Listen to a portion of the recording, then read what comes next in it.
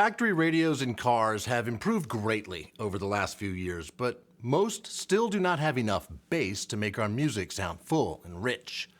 There are many ways to solve this problem, but the easiest, most cost-effective way to add that missing oomph is to simply add a powered sub to your car's original radio and speakers. Powered subwoofers are an all-in-one solution, meaning they have the woofer and the matching amp already installed in an appropriately sized sub enclosure, so you don't have to think about all the details involved in matching up the speaker, the amp, and the enclosure. And most of them come with suitable connections for factory integration. So let's talk about how to pick out the right powered sub for your car, your factory audio system, and for your musical preferences. Bass takes space. How much space you are willing to devote to your new powered sub is the first consideration. This decision goes hand in hand with finding the ideal location for your new sub, as this can be the limiting factor of how large your powered sub can be.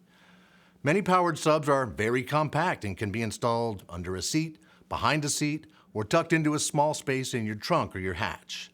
We even have powered subs designed to fit in your spare tire.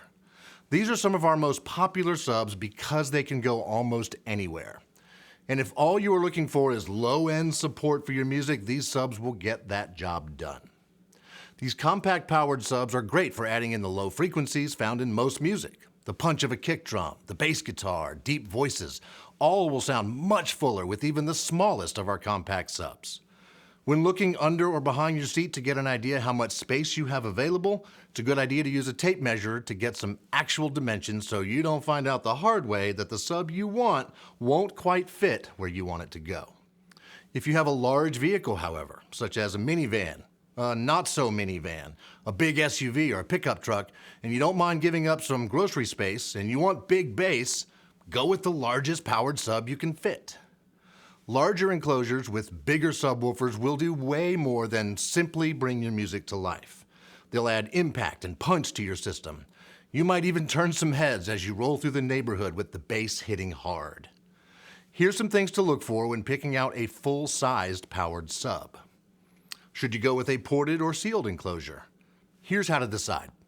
Ported subs typically give you a lot of overall bass output and are quite versatile when it comes to different musical styles. So if you desire the most bass possible, a ported enclosure is likely the way to go. Ported powered subs are typically on the larger side, so you'll want to plan on giving up some cargo space to get that bigger bass.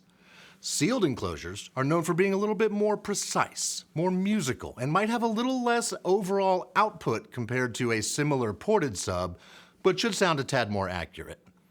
Sealed subs typically need a little more power than ported subs do, but with a powered sub, the amp is matched to the woofer in the enclosure, so all you need to do is determine how much bass you want, whether you prefer more bass or more precise bass, and this decision can be an easy one.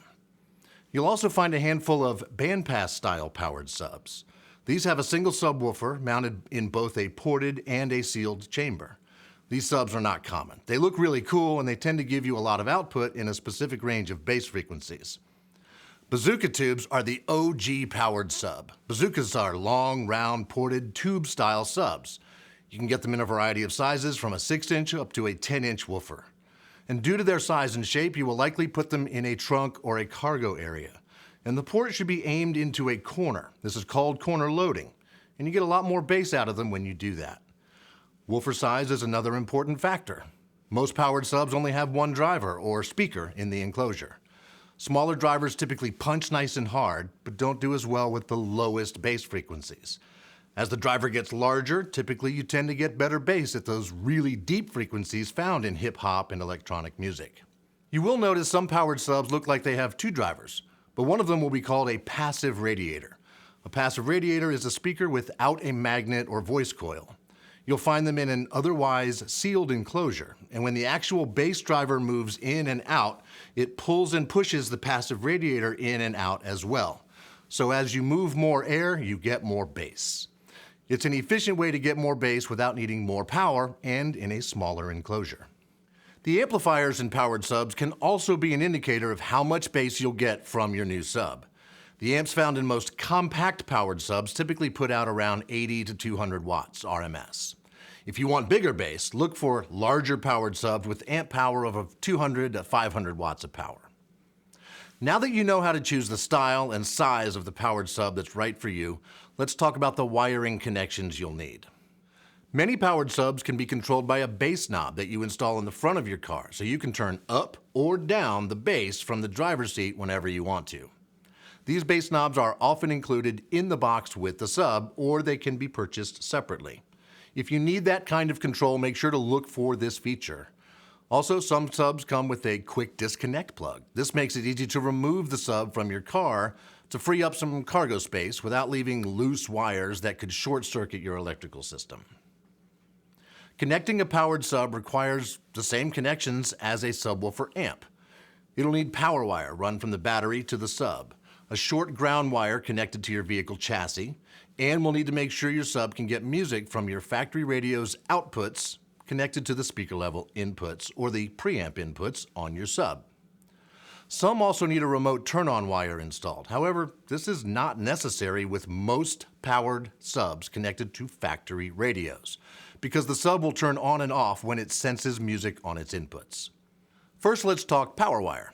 Some powered subs come with all or most of the wires needed to get them connected, and some subs come with no wiring included, and there's everything in between. It's a good idea to check the list of what's in the box on Crutchfield.com for any of the powered subs you are considering. If the sub is likely to need more power and ground wire than it comes with, you'll also find an amp wiring kit listed in accessories for the sub. We recommend measuring from your battery to the powered sub location, accounting for some extra slack, to see how long your power wire to the battery will need to be.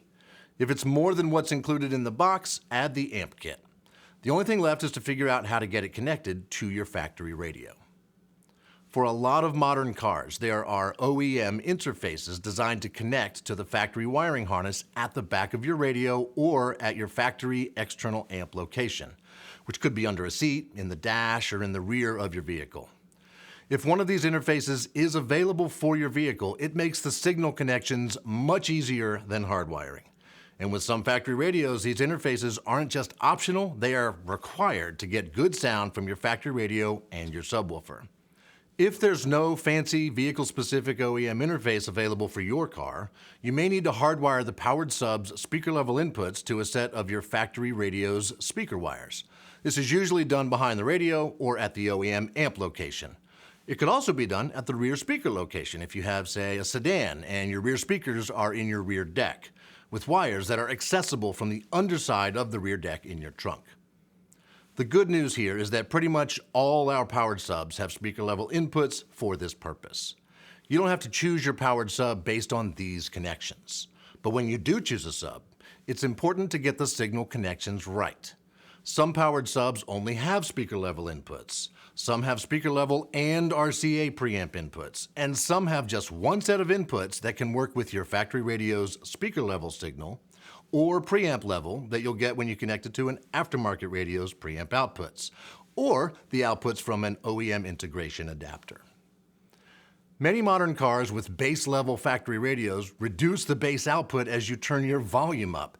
They do this to save the low-quality OEM speakers from distortion. But this can also mean that when you connect a powered sub, you don't get the bass output you desire, especially at higher volume levels. To fix this, you may need a line output converter or an OEM interface that restores those lost bass frequencies, allowing your powered sub to really make a difference. If you want to make sure you get the right combination of installation gear, this is where Crutchfield's advisors can really help. They can recommend the right sub for you, your car, and your music, as well as make sure you get everything you will need to get it connected and working in your car.